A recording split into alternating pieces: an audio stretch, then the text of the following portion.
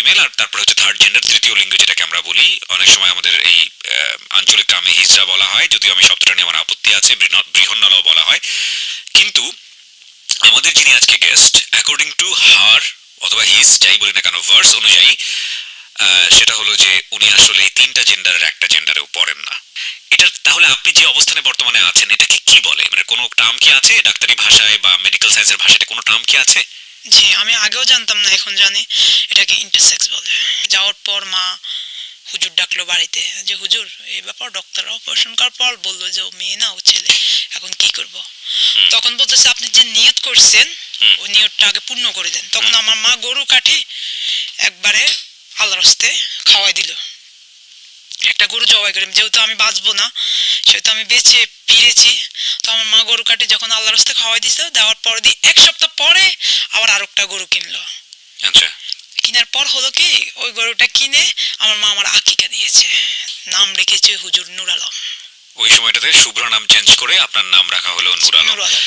মানে পুরো বাজার ধরে এটা জানাজানি হয়ে গেল। জানাজানি হয়ে গেল, মেয়ে থেকে ছেলে হয়েছে আমার বাবার নাম ধরে, যে ওনার মেয়ে ছেলে হয়েছে। এখন কেউ বলতেছে যে নাকি অনেক গ্রামের ভাষা বলতেছে আল্লাহ নজিরে দেখা বা আলোকিত ঘটনা আর কি। হলো কি, সকাল 10টা বাজলো আর কলেজ, তারপরে দিয়ে সরকারি কলেজ, তারপরে দিয়ে আপনার এই যে স্কুল, গার্ল স্কুল, মেয়েরা ছেলেরা বাড়ি আর ইয়ে রাখে না, পুরা বাড়ি একটা ঘাস ছিল না আমাদের এলাকায়। আমার বাবা সবসময় বলে এটা আমার মানে আমার জন্য আশীর্বাদ, আল্লাহ আমাকে এটা সম্পদ দিয়েছে। আমার বাবা বলেছে একটা সম্পদ বিক্রি করে আমি আরেকটা সম্পদ ঠিক করবে, আমার সম্পদের কোনো দরকার নেই, আমার এই সম্পদটাই সবচাইতে আমার মূল্যবান। তারপর আবার ডাক্তারের কাছে আনলো, ওনারা কিচ্ছুই বলতে পারতেছে না, ওনারা বলতেছে আগে 18 বছর হোক, আগে 18 বছর হোক, এটাই বলতেছে। আপনারা আর কিছুদিন দেখেন, আর কিছুদিন দেখেন, আর কিছুদিন দেখেন, দেখেন ওর মিস হয় নাকি। মানে 18 বছর মানে ওই সময়টার জন্য আপনি কি অপেক্ষা করছেন? হ্যাঁ। যখন ব্যথাটা হইতেছে আর আমি টিকতেছি না। ব্যথা মানে কি পিঠে ব্যথা হচ্ছে? পিঠে ব্যথা হচ্ছে।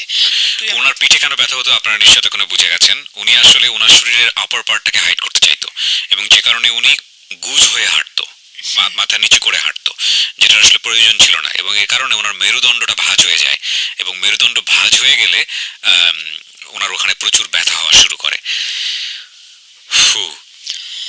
তখন আমার ভাই বললো যে এইভাবে আর চলা যায় না মা, ওকে ডক্টরের কাছে নাও। এর ভিতরে আমি অনেক কান্না করতাম, আমার মা রাত্রে আমার দরজার পাশে আসি শুনতো, অনেক কান্না করতাম। আমার মা, আমি তাজ্জুদ নামাজ পড়ে আল্লাহর কাছে, আল্লাহ আল্লাহ তুমি আমার দিকে মুখ ফিরে একটু তাকাও আল্লাহ। আমার মাও যে আমার জন্য প্রত্যেকটা সময় যে কাঁদছে আমি বুঝতে পেরেছি।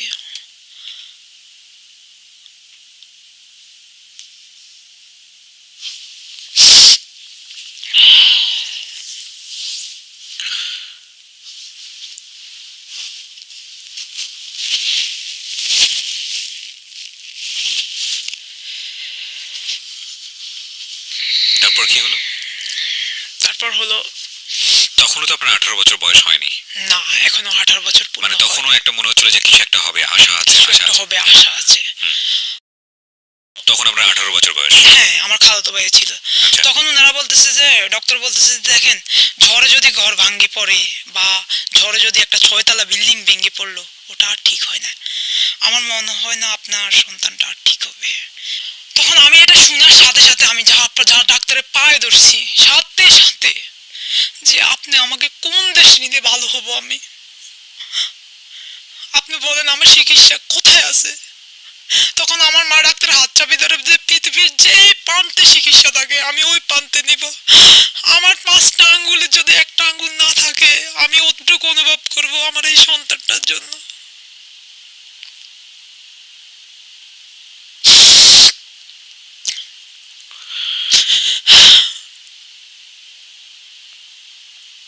পরীক্ষা দিল, পরীক্ষা দেওয়ার পর ভাইয়া কি হলো, আমি ডক্টর কাছে গেলাম। যখন ডক্টর আমাকে আলট্রাসাউন্ড করতে নিল, নেওয়ার পর দিয়ে ঢুকতেছে নূর আলমকে, নূর আলম আসো।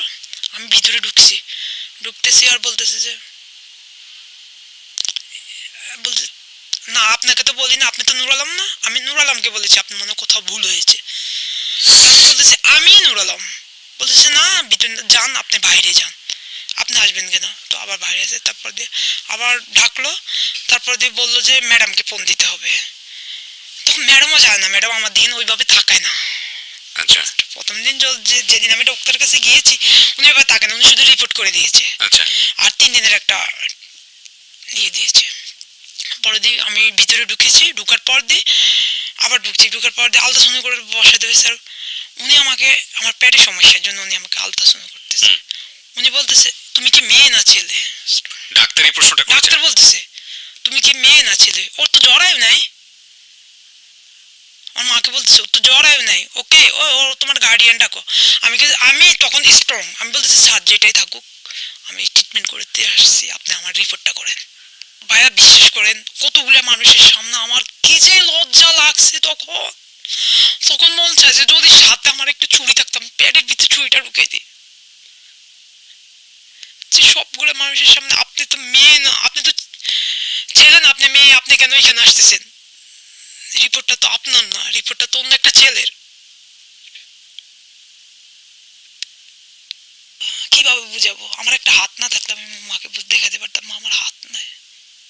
এবং আমি সেই ছোট্ট 6 বছর বয়স থেকে আমি নিজেকে নিজে আড়াল করে গোসল করেছি। আমার জামা কাপড় শেষ করতাম এক্সট্রা ওয়াশরুম, এবং আমার বাবা ছোটবেলা থেকে আমাকে এক্সট্রা করে দিয়েছে। ফ্যাক্টটা হচ্ছে কি, স্বাভাবিক এবং অস্বাভাবিকের একটা দ্বন্দ্ব। আমরা যারা স্বাভাবিক মনে করি নিজেদেরকে, তারা আমাদের সোশ্যাল সিস্টেমে বা আমাদের চিন্তার জগতে বা আমাদের দৈনন্দিন জীবনে অস্বাভাবিক জিনিসগুলো দেখলে কেন জানি মানতে পারি না, বা কেন জানি তাদেরকে স্বাভাবিকভাবেই যেভাবে নিজের জীবনে বা সামাজিক জীবনে জায়গা দেওয়া দরকার সেটা দিতে পারি না। এই জন্যে একটা অস্বাভাবিক যখন এই স্বাভাবিকের সাথে মিলতে চায় বা 8-10 জন মানুষের সাথে মিলে সামনের দিকে যেতে চায়, তখন তার ভিতরে যে মিথস্ক্রিয়াগত ভয়ঙ্কর রকমের জটিলতা তৈরি হয়, সেটা যে তার জীবনকে পুরোটাই জাহান্নাম বানিয়ে দেয়, সেই গল্পটা হচ্ছে আজকের গল্প। উইয়ার্ড লাগে বিষয়। হ্যাঁ, আমি আজ পর্যন্ত কোনো ছেলেকে জড়াদের বলি না হ্যাঁ ভালো আছে, বা এবং আমি 5 ওয়াক্ত নামাজ মসজিদে পড়ি। মসজিদে পড়েন? হ্যাঁ মসজিদে পড়ি, ছোটবেলা থেকে এটা অভ্যাস। এটা আপনার যে মসজিদে পড়েন সেখানে কোনো সমস্যা হয় না? না, আচ্ছা। আমি আমার এলাকার মানুষ মসজিদে পড়ি, সমস্যা নেই। এমনিতে তো মানুষ না, আমি তো জানি আমাদের রিলিজনে মেয়েদেরকেও মসজিদে যাওয়ার ব্যাপার আছে। না, আমি ছেলেদের সাথে একসাথে পড়ি এবং আমি প্রথম কাতারে পড়ি এবং আমি আলহামদুলিল্লাহ আয়াতুল কুরসি সূরা আর রহমান সূরা ইয়াসিন সূরা ও কিছুটা মুখস্থ আছে। মাশাআল্লাহ, ভেরি গুড।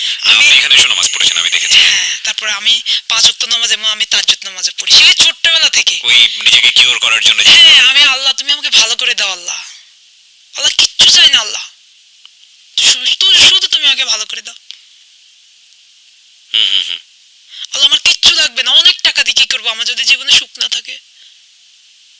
অনেক সম্মান দিয়ে কি করবো আমি যদি বাঁচার মতো না বাঁচতে পারি? কোনো গায়ে আজ পর্যন্ত আমি একটা পিক তুলি না, আমার নিজেকে নিজে কখনো আয়নার সামনে দাঁড়ায় আমি দেখি না যে আমাকে দেখতে কেমন দেখায়।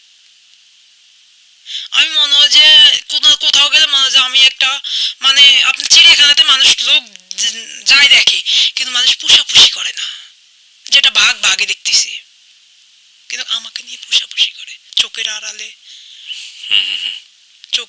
আড়ালে কথার পেছে মাথার উপর দিয়ে কথা ঘুরিয়ে, মানে আমাকে নিয়ে পুষাপুষি করে মানুষ।